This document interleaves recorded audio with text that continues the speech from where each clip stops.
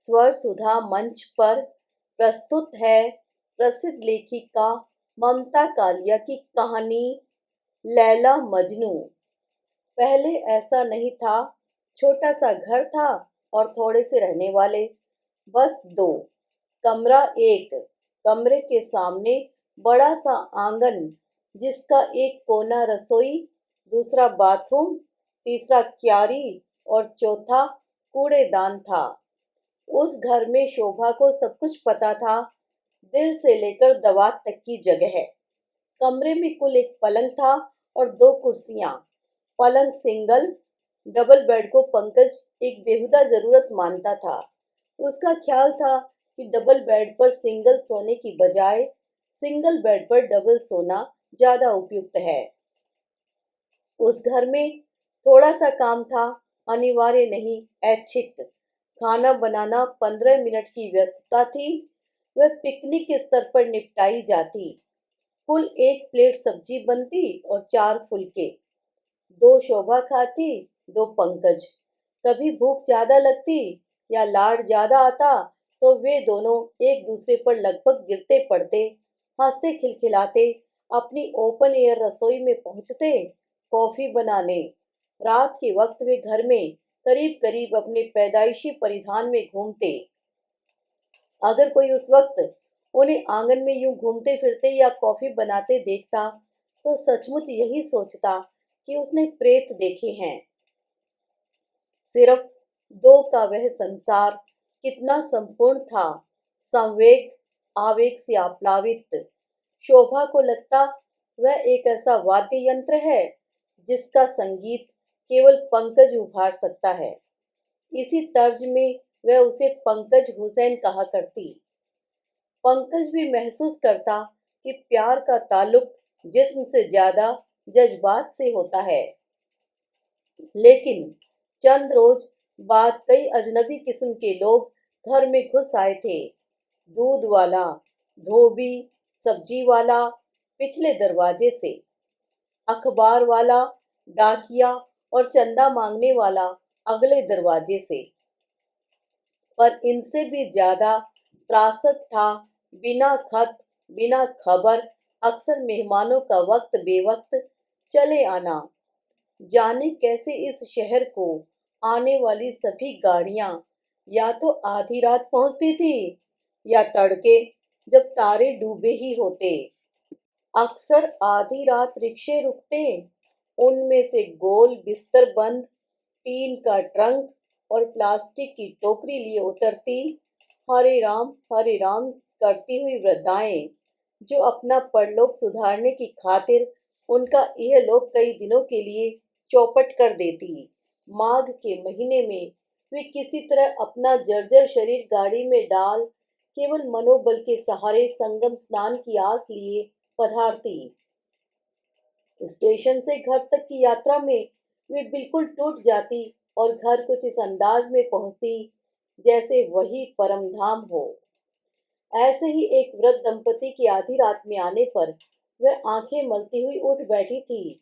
पंकज ने जाकर दरवाजा खोला। वे उसके बचपन के मोहल्ले में रहने वालों में से थे। रिश्तेदार नहीं, पर रिश्तेदारों से ज्यादा अजीज। मोहल्ले में उनकी पुश्तैनी बेकरी थी, जिसे अब उनके लड़के कुशलतापूर्वक चला रहे थे। लिहाजा वे पुण्य कमाने के लिए स्वतंत्र थे। शोभा ने बमुश्किल आंखें खोली, कपड़े पहने, ढीली ढाली एक अदद मैक्सी नहीं वरन साड़ी ब्लाउज, ताकि बाकायदा आंचल सिर पर डालकर पैर छूने की रस्म अदा की जा सके। वैसे उसे समझ नहीं आ रहा था कि 3 लोक से न्यारी नगरी मथुरा, जो स्वयं तीर्थ है, छोड़कर वह दंपति यहाँ क्या करने आए हैं। किंतु ऐसे सवाल पूछे नहीं जा सकते थे। फिर वह देर रात तक ठंड में दौड़ती रही थी, आंगन से कमरे और कमरे से आंगन तक। वे लोग टीन के कनस्तर में तरह तरह के बिस्कुट लाए थे। उन्होंने चाय के साथ पंकज और शोभा को बिस्कुट खिलाने चाहे। पंकज ने तो एक आध खा लिया, पर शोभा रात के उस वक्त बिल्कुल न खा सकी। ज्यादा कोशिश करने पर उसे खांसी उठ गई। बिस्कुट वाली वृद्धा उदास हो गई। लगता है शोभा को हमारे आने की खुशी नहीं हुई। शोभा ने प्रतिवाद में सिर हिलाया। उसने कहा कि उसका यह सौभाग्य था कि उनके दर्शन हुए। वह तो यहाँ रहते हुए भी संगम नहीं नहाती, अब उनके साथ यह सुख हासिल होगा। 4 बजे तक आगंतुक कुछ कुछ व्यवस्थित हो गए। तब शोभा ने उनसे अनुरोध किया कि वे सोकर सफर की थकान उतार लें। वे हंस पड़े। यह तो हमारे जागने का वक्त है, रास्ता बता दो तो निबट आए।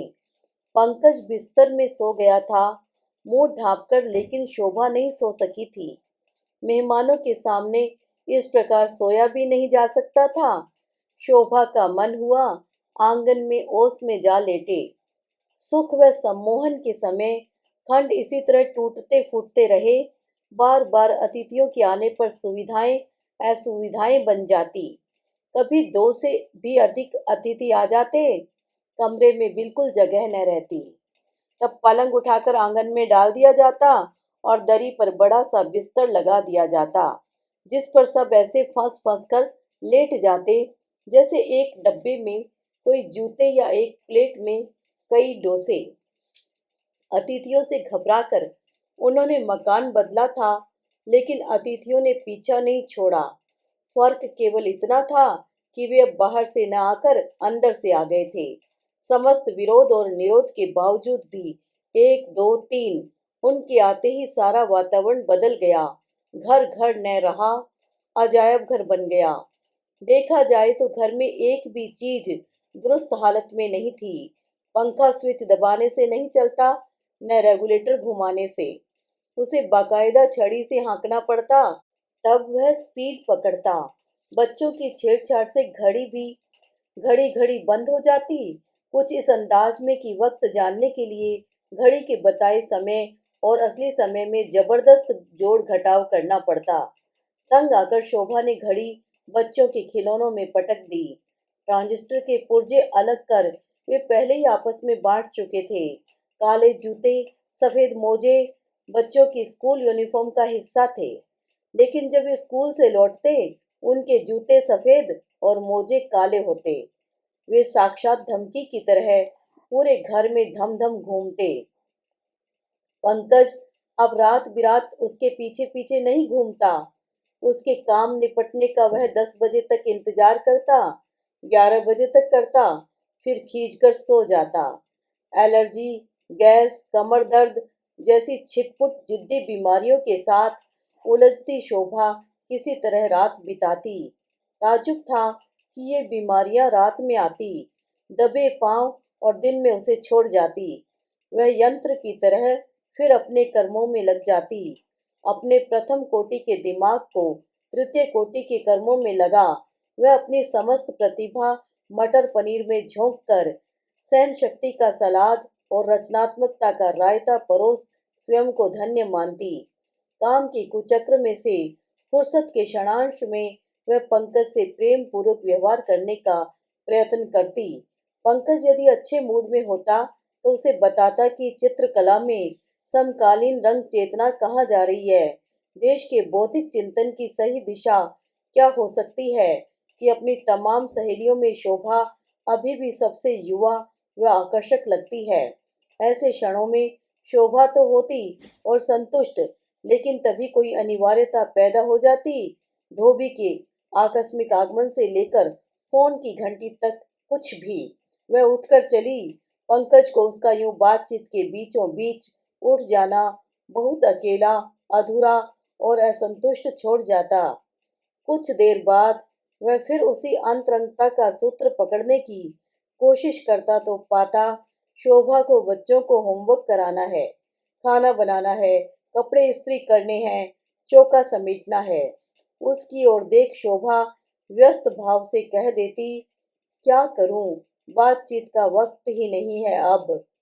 पंकज को लगता वह एक ऐसा कैदी है जिससे मिलत का वक्त पूरा हो गया है और किसी भी सूरत में अब ज्यादा बातचीत नहीं हो सकती।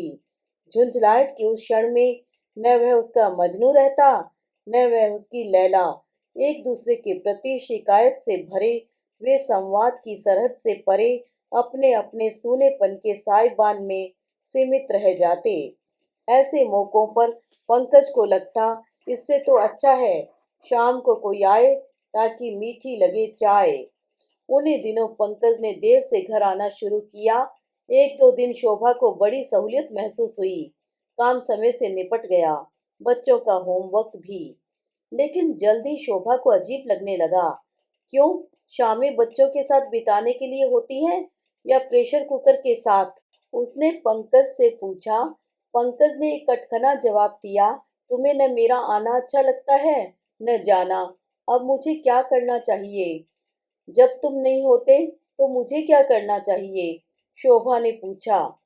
तब तुम्हें खुश रहना चाहिए ताकि मेरे आने पर तुम दुख की रिहर्सल कर सको।